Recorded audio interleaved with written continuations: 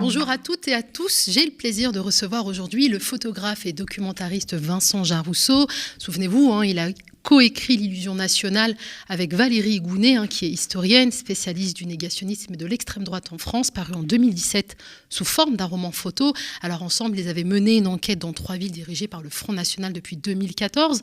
Puis en 2019, il a publié un nouvel ouvrage intitulé « Les racines de la colère ». Pendant 2 ans, Vincent Jarousseau a suivi le quotidien de 8 familles issues de milieux populaires de Denain, une petite ville de 20 000 habitants, dans le nord de la France, l'une des communes les plus pauvres de France, où Marine Le Pen a réalisé un score impressionnant. Alors, on a eu l'occasion de le recevoir pour discuter de ces 2 ouvrages. Vous retrouverez bien évidemment l'émission en ligne sur la chaîne du Média. Et s'il est avec nous aujourd'hui, c'est pour parler de son nouveau roman photo, Les femmes du lien, la vraie vie des travailleuses essentielles. On reçoit Vincent Jarousseau.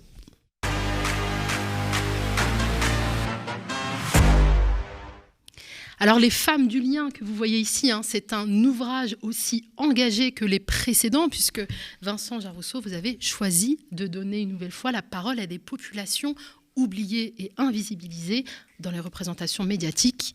C'est important pour vous? Oui, c'est un travail que je poursuis maintenant depuis quelques années.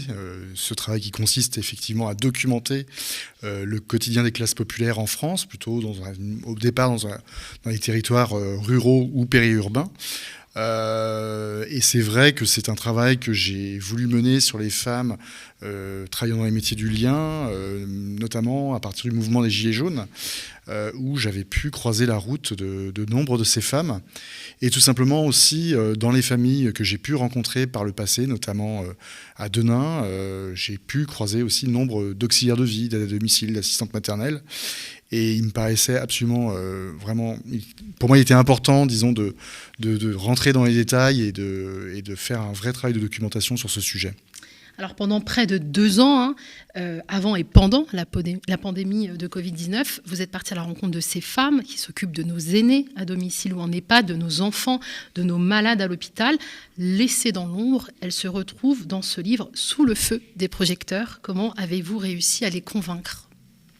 Alors, il y a eu un gros travail au départ de repérage, de réflexion aussi, de documentation, parce que quand on aborde une démarche documentaire de ce type, ça suppose effectivement de s'intéresser au sujet. Et d'emblée, moi, je voulais travailler sur 2 territoires bien distincts. Ça me semblait important pour marcher d'une certaine manière sur mes 2 jambes, à savoir travailler sur un territoire rural et post-industriel. Et pour cela, j'ai décidé d'aller dans l'Avesnois. Pourquoi ? Parce que ces femmes, en l'occurrence, qui travaillent dans ces métiers, ce sont un peu des femmes qui tiennent les campagnes. Pour reprendre et paraphraser le titre d'un ouvrage qui vient de sortir aussi, et qui est le fruit d'un travail de 2 sociologues, elles sont extrêmement présentes, plus que leurs maris, d'une certaine manière, qui, eux, sont amenés à prendre la route, à travailler plus loin, souvent. Ils sont moins présents dans le cœur des familles. Elles sont présentes à la fois comme aidantes et comme professionnelles du lien. Et elles assurent aussi, d'une certaine manière, des services publics qui sont tombés, d'une certaine manière, en déshérence. Et heureusement qu'elles sont là. Et je voulais donc travailler aussi dans un territoire urbain, métropolitain, et j'ai suivi par ailleurs 3 femmes en Seine-Saint-Denis.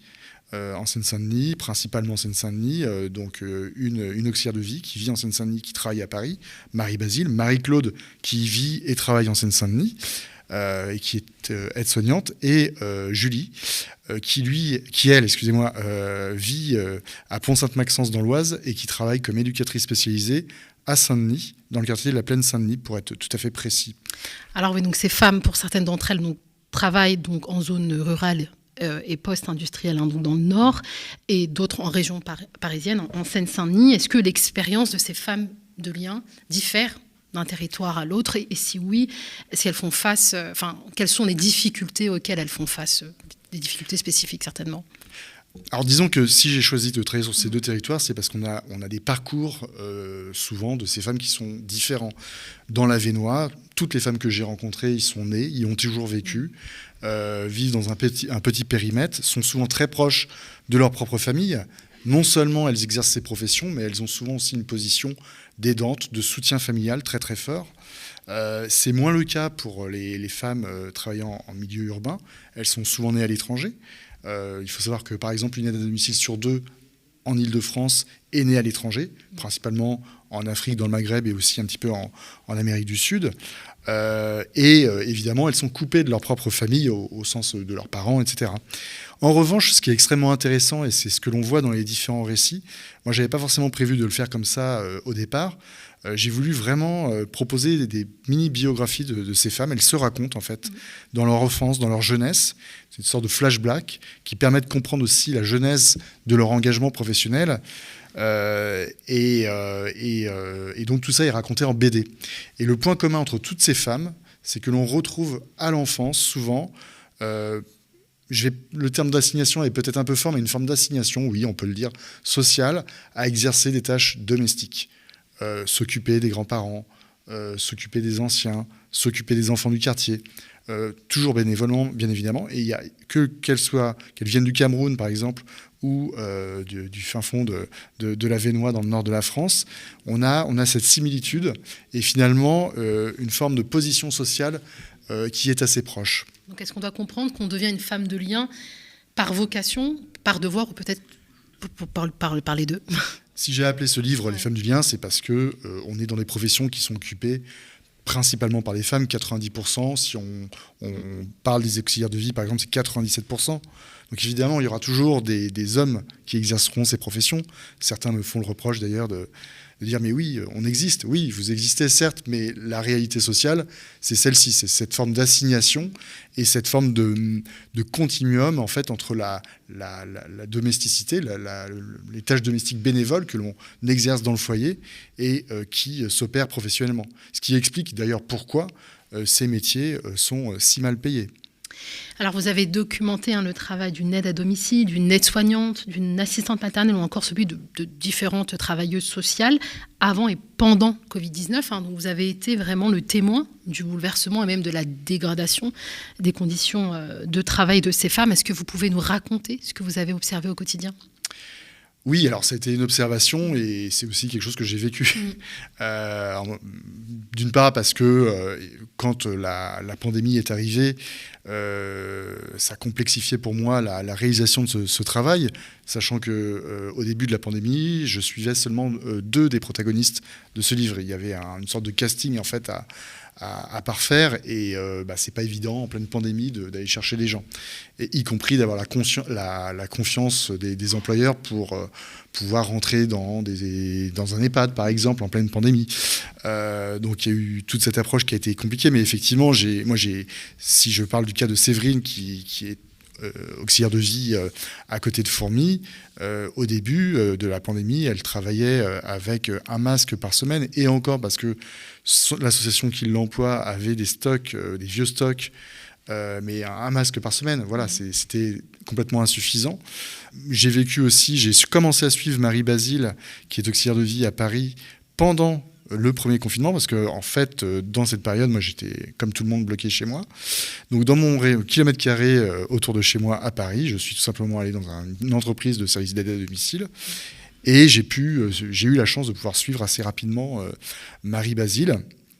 C'était assez saisissant de la suivre le matin de chez elle, quand elle emmenait sa fille, parce qu'elle est hébergée dans une cité, à l'époque elle vivait à Stein, chez les voisins qu'elle connaissait à peine, parce que les écoles étaient fermées. Elle prenait son métro sur la ligne 13 qui était bondée.